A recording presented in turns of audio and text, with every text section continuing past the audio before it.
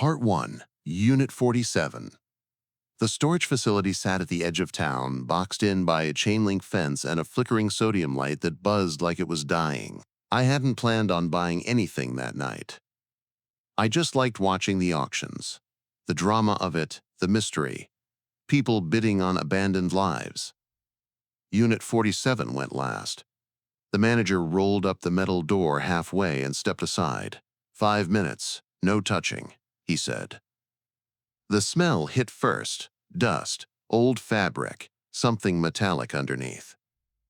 Inside were stacked cardboard boxes, 3 black trash bags, a wooden dresser with one drawer slightly open, and at the very back a small table with a portable TV and a VCR.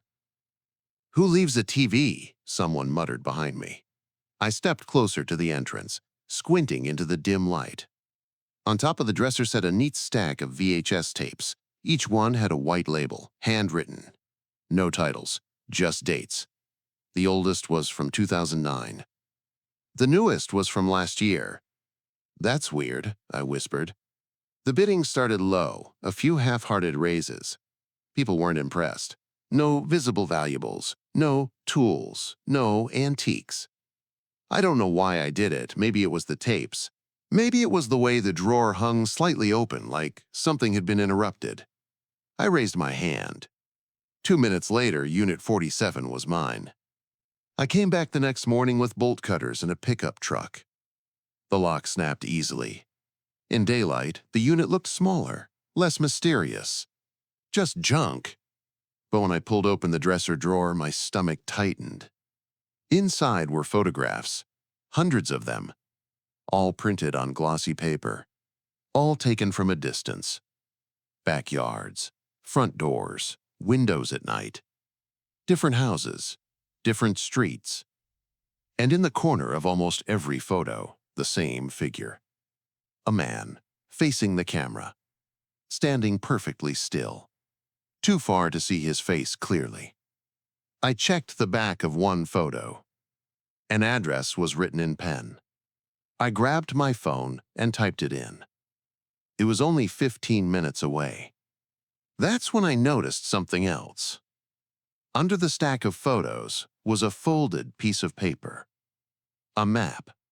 Dozens of addresses circled in red ink.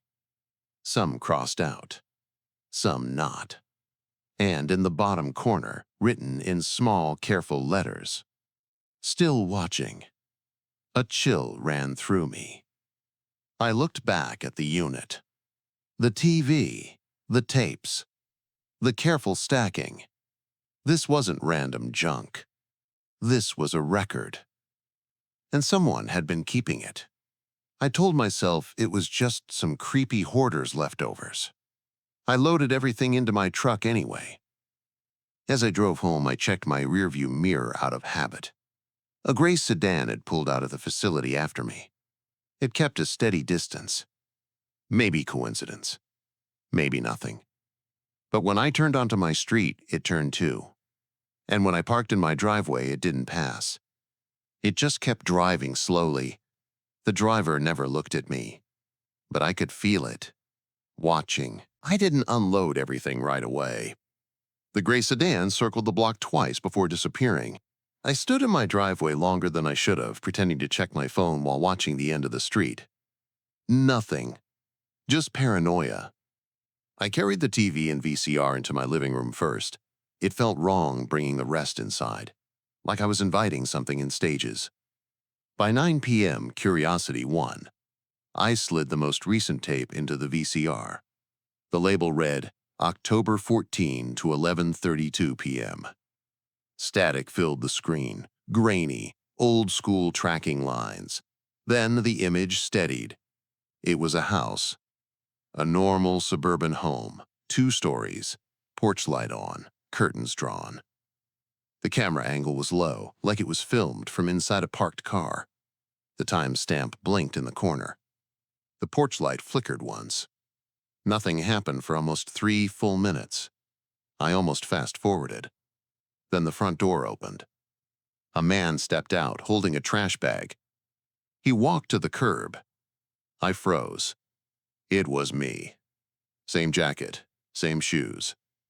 Same dent in the trash can lid. Same house. My house. The timestamp was from 3 nights ago. I watched myself tie off the bag and walk back inside. The door shut. The camera didn't move. It stayed there, recording, waiting. 5 more minutes passed. Then something shifted in the top right corner of the frame. A shape, standing across the street, facing my house, facing the camera. The same figure from the photos. Perfectly still. The footage cut to black. I rewound it. Watched again. This time, I noticed something I hadn't before. Right before the tape ended, the camera zoomed slightly. Not on me. On my bedroom window. The curtain moved. I felt my throat tighten. My bedroom window is on the 2nd floor. And the camera angle wasn't high enough to see inside. Unless the person filming wasn't the only one recording. I ejected the tape with shaking hands. The date. 3 nights ago. I had been home alone. Or so I thought. I grabbed the map from the box and spread it across my coffee table. My address was circled. In fresh red ink. The ink hadn't even fully bled through the paper yet. This wasn't old. This wasn't abandoned. Someone had updated this. Recently. My phone buzzed. Unknown number. I let it ring. It went to voicemail. A minute later, another buzz. A text. No words. Just a photo. It was my house. Taken from across the street. The porch light was on. The timestamp in the corner read 11:47 p.m. I looked at the clock on my wall. 11:47 p.m. Exactly. Slowly, I turned my head toward the front window. The street outside was quiet, empty. But I knew now. The tapes weren't just records. They were ongoing. And whoever owned Unit 47 hadn't stopped watching. I didn't sleep that night. Every sound felt amplified. The hum of the refrigerator, pipes ticking in the walls, a car passing 3 streets over. I kept the living room lights off and watched the street through a gap in the blinds. Nothing moved. At 3:12 a.m., another message came. No number, just unknown. This time, it wasn't a photo. It was an address. One I recognized. It was the first one I had searched from the back of the photographs. 15 minutes away. Under the address, a single line. You should see what he left behind. My chest tightened. Was this a trap? A joke? Someone messing with me because of the auction? But how would they know I bought the unit? Unless they were there. Watching. By morning, exhaustion blurred the edges of my judgment. I told myself the only way to stop feeling hunted was to start hunting back. I grabbed the map and compared it to the texted address. Circled, not crossed out. I drove there just after noon. The neighborhood was older, cracked sidewalks, sagging mailboxes, curtains always slightly closed. The house matched one of the photographs perfectly, pale siding. Blue shutters, a tall oak tree in the yard. For sale sign in the grass. I parked down the street and pretended to scroll on my phone. No movement. No cars in the driveway. I walked past casually, heart pounding hard enough to make my vision pulse. The windows were dusty. The mailbox stuffed with flyers. Abandoned. But on the front door, barely visible unless you look closely, was a small red mark. A circle. The same shade as the ink on the map. I stepped back. This wasn't random surveillance. This was a system. I walked around to the backyard. The gate was unlocked. The grass was overgrown, brushing against my jeans. The back door had a realtor lockbox attached. But it was broken, hanging open. Someone had forced it. The door itself wasn't locked. I hesitated only a second before pushing it open. The air inside was stale and thick. Empty rooms. No furniture. Just faint rectangular marks on the carpet where things had once been. And in the center of the living room floor, a folding chair. Facing the hallway, on the seat of the chair sat a VHS tape. White label. Handwritten. Today's date. My breath caught. I hadn't told anyone I was coming here. Slowly, I scanned the room. Hello? My voice sounded small. Silence. I stepped closer to the chair. Under the tape was a photograph. Me. Standing in this very backyard. Taken less than 5 minutes ago. My pulse exploded in my ears. I spun around. The house was empty, but not quiet. Somewhere deeper inside, a floorboard creaked. Not settling. Not old wood. A step. Someone was in here with me. And they were moving closer. The second floorboard creaked closer. Not imagination. Not the house settling. A deliberate step. I backed toward the front door, every nerve screaming at me to run. The VHS tape slid from the chair and hit the floor with a hollow clack. The sound echoed down the hallway. Another step. Slow. Measured. Like whoever was inside knew I had nowhere to go. Stop! I shouted, though I had no idea what I would do if someone answered. Silence. Then, a shadow moved across the hallway wall. Tall. Still. Watching. My body reacted before my mind did. I bolted for the door, yanked it open, and nearly tripped down the porch steps. I didn't look back until I reached the sidewalk. The front doorway was empty. No one standing there. No one chasing me. But the door I had left wide open was now slowly closing. On its own. I didn't stop driving until I reached a crowded gas station across town. My hands wouldn't stop shaking. I locked the car doors and checked the back seat twice. The tape. I had grabbed it without thinking. It sat on the passenger seat like something alive. I told myself I should throw it out the window. Instead, I drove home. I didn't wait until night this time.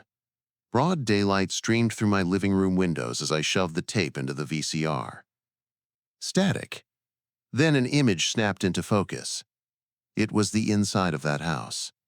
The same empty living room. The folding chair in the center. The timestamp read 11:02 a.m. That was 20 minutes ago. The camera angle faced the front door. Waiting. At 11:07, the door opened. Me. I watched myself step inside cautiously, looking around. The footage continued exactly as it had happened. Me walking toward the chair. Me picking up the photo. Me spinning around in panic. But then, the angle changed. Not a cut. A shift. As if a second camera had taken over. Now the footage was from the hallway. From behind a partially opened door. Watching me. Watching myself. And in the frame, barely visible in the reflection of a dark window. Someone standing behind the camera. Tall. Unmoving. Filming both angles. The tape cut to black right as I ran out. I ejected it, breathing hard. 2 cameras. 2 perspectives. Which meant this wasn't one person. My phone buzzed again. Unknown. This time, a message. You left too early. Another buzz. A photo. My living room. Taken from outside my front window. I turned slowly. The blinds were half open. I don't remember leaving them that way. The photo zoomed in on the TV screen. Paused on the frame of me standing in that empty house. Under the image, one final message appeared. Now you're part of it. And for the first time since buying Unit 47, I realized something worse than being watched. I wasn't just a target. I was being recorded. For the next tape, I unplugged the TV.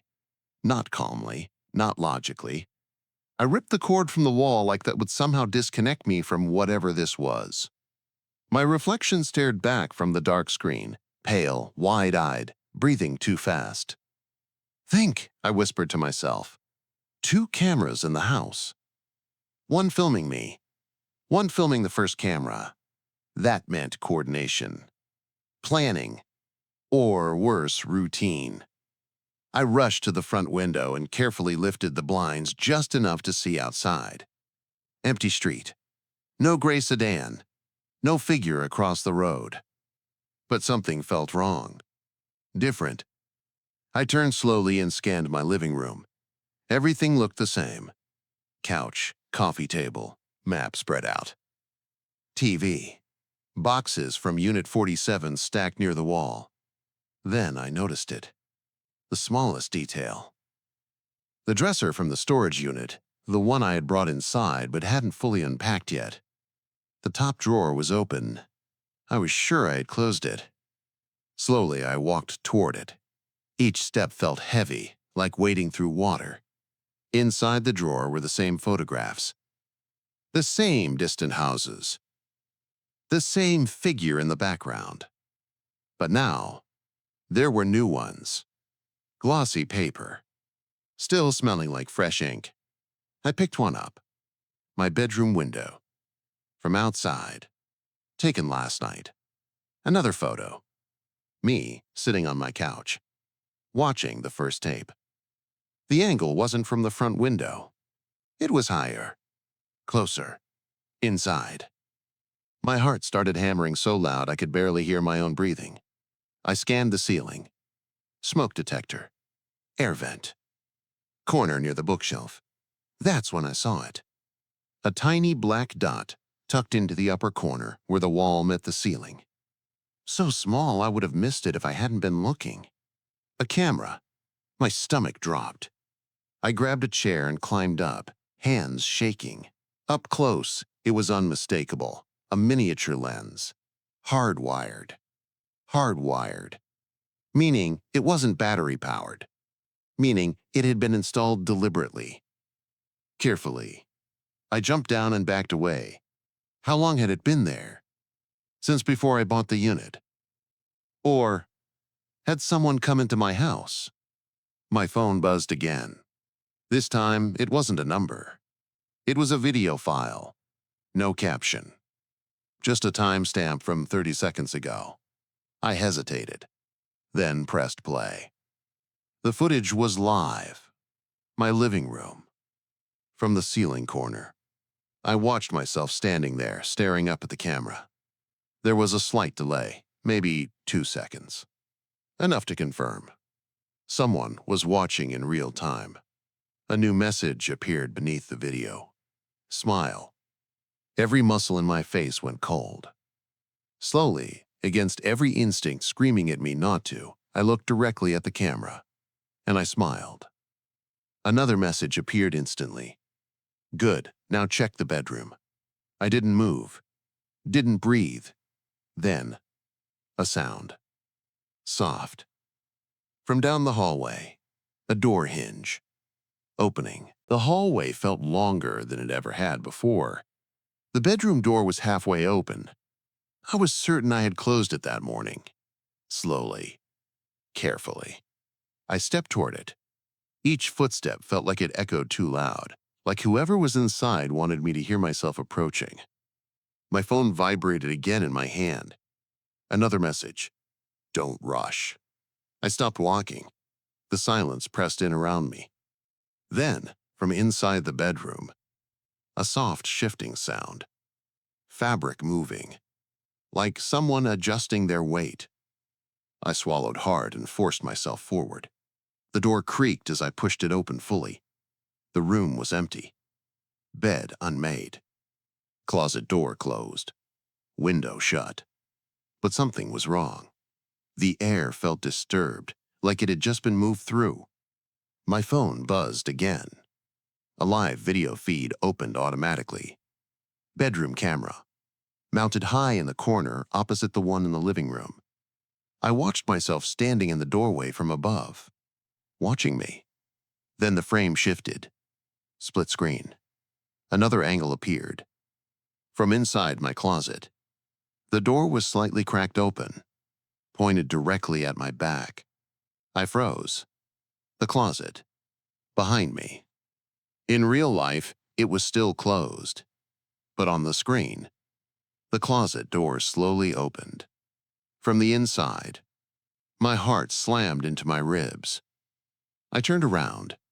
The real closet door stood still. Closed. Not moving. On the screen, though, it opened wider. Darkness inside. Then a shape. Tall. Standing there. Watching me through the crack. I couldn't breathe. My phone buzzed again. Turn around. I didn't want to. I didn't want to give it what it wanted. But my body betrayed me. Slowly, I turned toward the real closet door, and it moved, just slightly. The handle twitching. A soft click. Then it swung open, empty. Clothes hanging neatly. Shoes lined up. Nothing inside. I staggered backward, nearly dropping my phone. The live feed still showed the closet angle.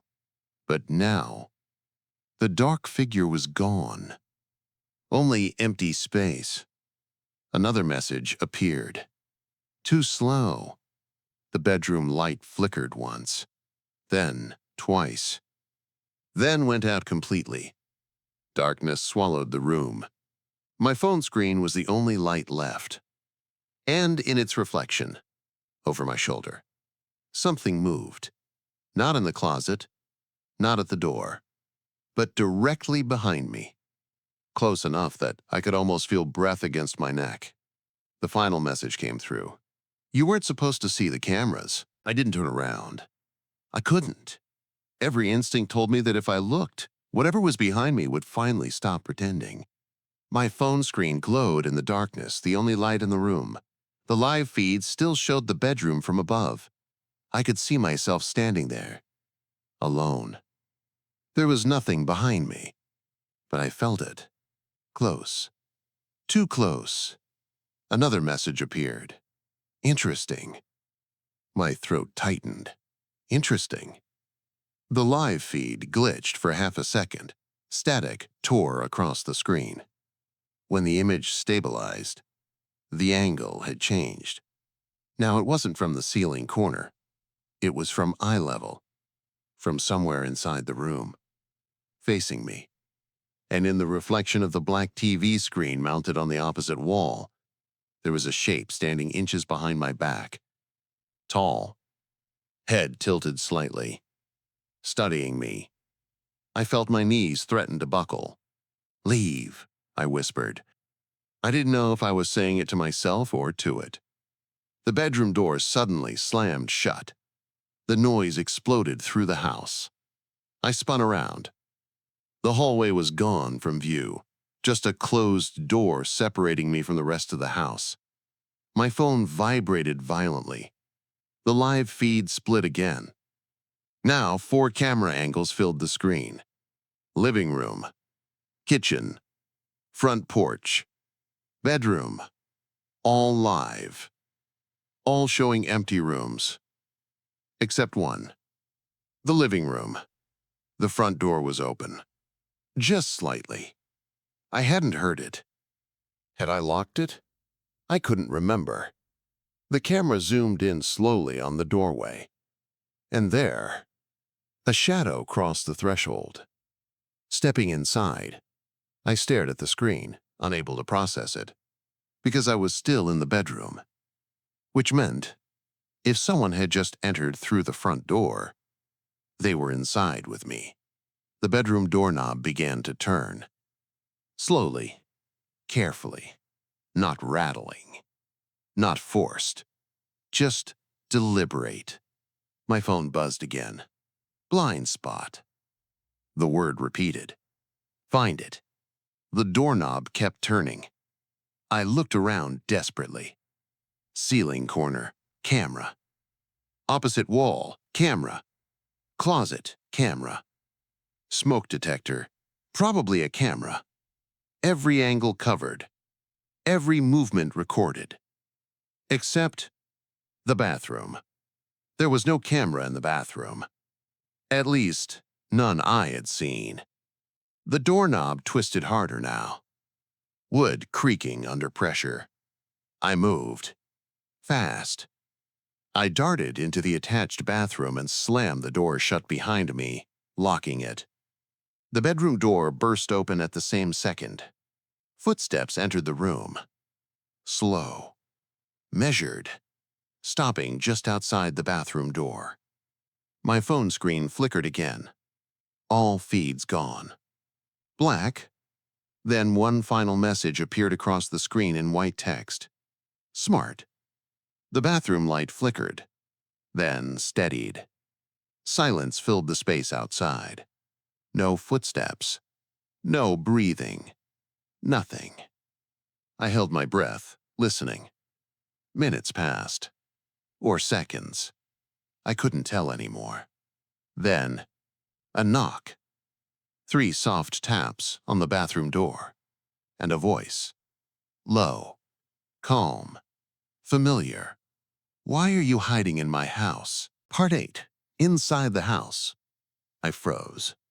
The voice, it was calm, almost amused. Familiar, yet impossible. I hadn't heard it before in real life. But somehow I knew it. My skin crawled. My chest tightened. I wanted to run, to throw the door open and escape, but something in me whispered, "Don't." The bathroom door shook slightly under the pressure of invisible hands. Not violently, but enough to let me know that whatever was out there didn't need to force entry. It could, at any time. Another buzz on my phone. I hadn't touched it. The live feed returned automatically. 4 camera angles again. All black except the bedroom feed. And in the corner of the screen, the same tall figure, standing motionless near my bed. Not moving, just watching. I backed up to the bathtub, heart hammering. My eyes darted to the cabinet mirror. My reflection stared back at me. Alone.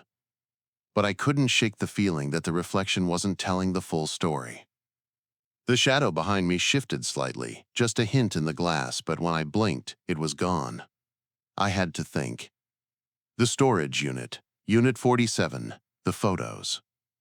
The tapes, the map, everything connected. Someone had been planning this, watching me, preparing. I remembered the folded paper with addresses. They weren't random. Every house marked, every photo taken, every tape recorded led to me. And now, I was inside one of them. The bathroom light flickered violently, then steadied. And I saw it, not in the mirror, not in the screen, a shadow stretching across the bathroom floor. It was tall, impossibly thin, with elongated limbs that shouldn't exist. It moved slowly toward me. I stumbled backward, tripping over the edge of the bathtub. My phone fell to the floor, live feed still running. The figure froze just beyond the doorframe. Then a whisper, soft, almost a sigh. "You can't hide." My legs shook. My hands were clammy. I realized that escaping the bathroom wasn't enough. This house wasn't just occupied. It was alive, and it had been waiting for me. The live feed zoomed in automatically. On me, alone, cornered, trapped. I realized the tapes hadn't just documented me. They had trained whoever, or whatever, was in the house. It knew my patterns, my hesitation, my fear. I gritted my teeth and backed toward the shower stall, looking for anything to defend myself. A shadow moved again. Faster this time, around the edge of the bathroom door, not entirely in the room, not entirely outside. But it was closer. The door handle turned, slowly, deliberately. A soft click. I screamed, but no sound came out. The shadow lunged, and everything went black. When I woke, it wasn't the bathroom. It was dark, too dark to see anything, but not total blackness. I could feel walls, floor, ceiling. Something enclosed me. My body ached. My hands and feet were bound with something tight and coarse. I tried to move. Nothing worked. My phone was gone. The tapes, the photographs, the map, all gone. The house was silent, too silent. Then I heard it, a faint hum. A low mechanical whine that grew louder, vibrating through the floor, the kind of sound you feel in your bones. A dim light flickered on above me, not the bathroom light. Not from any lamp I recognized. A harsh, white glare illuminated the corners of the room. Concrete walls, small room, no doors in sight. Just me and the sound of my own panicked breathing. And then I heard it behind me. Footsteps, slow, deliberate, surrounding me, circling. I could feel the heat, though I couldn't see the figure. A voice whispered, closer than before, almost in my ear. "You followed the instructions. Good. But the game isn't over." I twisted my head, struggling against the bindings. The hum intensified. Then I noticed cameras. Everywhere. Tiny lenses protruding from the walls, the ceiling, even the floor. They followed me with every movement. The live feeds from my own house had been a distraction, a lure. The real trap was here. The basement of the house I had never known existed in the city. Unit 47 had led me straight here. The hum became a pulsing rhythm. Like a heartbeat, faster and faster. I tried to scream, but my mouth was gagged. The door appeared in the corner, slowly. A panel slid open, revealing a dim hallway beyond. I heard voices, multiple, calm, controlled, speaking in whispers I couldn't fully make out. One of them laughed softly. "He's awake." Then, silence. The lights flickered and I caught my reflection in a tiny, grimy mirror. Behind me, not visible in the mirror, the shadow moved. Elongated, unnatural, almost human, almost not. It stepped forward. Closer. The voices whispered again. Time to finish what was started. I realized with sudden clarity that the storage unit, the tapes, the photos, the map, it was all part of a system, a method of training, watching, predicting. And now, I was the prey inside its cage. The shadow stopped inches from me. I could feel its presence without seeing it fully. Its fingers brushed the edge of my shoulder. Cold. Unnatural. A new message appeared on the wall, scrawled in red ink that glowed faintly. "No one escapes Unit 47. And in that instant, I understood. The previous tapes weren't just recordings. They were warnings, lessons, failures. And I had just become the latest entry. The shadow lunged, and everything went black. When I came to, I wasn't in the small concrete room anymore. I was back in my living room. The lights were off. The boxes from Unit 47 were neatly stacked along the wall, just as I had left them before the trap. My heart pounded so hard it felt like it would burst. I checked my phone. Dead. No messages, no files, nothing. Just the eerie silence of my apartment. I told myself it had been a hallucination, a nightmare brought on by exhaustion and paranoia. The tapes, the photographs, the map. Maybe I'd imagined it all. Then I noticed something on the coffee table. A VHS tape. No label. I didn't remember placing it there. I hesitated. Every instinct screamed at me to destroy it, to throw it out the window, to burn it. But something stronger than fear pulled me forward. A need to know. I inserted the tape into the VCR. Static. Then the image stabilized. The camera was inside my living room. From above, from the corner near the ceiling. A perfect view of everything. I watched myself from hours ago, sitting at this very coffee table, hesitating over the tape. Then the angle shifted. Another feed appeared in the corner of the screen. It was my bedroom. The closet door was open.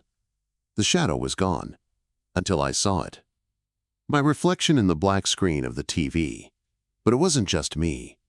Standing behind me, taller, thinner, its head tilted slightly to the side, watching. The tape zoomed in on my eyes, my own terrified eyes, reflecting the shadow behind me. And then text appeared across the screen in red letters. "It's your turn." I dropped the remote. My hands shook so violently I couldn't even reach for the eject button. I wanted to run, to flee, but the tape didn't end. The feed stayed alive. In the corner of the living room, just behind the sofa, the shadow emerged, taller than before. Its movements were unnaturally smooth. The air grew cold. Every hair on my body stood on end. I wanted to scream, but my voice caught in my throat. Then the VCR whirred. The tape played itself forward. A new angle appeared, the inside of the concrete room from Part 9. I saw the small, confined space. The camera focused on me, only me. The shadow stepped inside, closing the door. And for the first time, I understood the truth about Unit 47. It didn't end. It didn't release its prey. It only recorded. It only trained. And it was always waiting for the next owner, the next viewer, the next victim. The screen went black, but the red text remained, glowing faintly. "You belong here now." I dropped to the floor, shaking. I could hear the faint hum, low, mechanical, alive, coming from the corners of my apartment, from the ceiling, from inside the walls. And outside, across the street, I saw a gray sedan parked, the figure inside, still watching, waiting, recording. I realized then that Unit 47 was no longer a storage unit. It was inside me, and it would never let me go. The last sound I heard before everything went silent was a soft click, like the VCR had just rewound itself. And somewhere, far away, a new VHS tape waited, labeled only with today's date. The end, for now.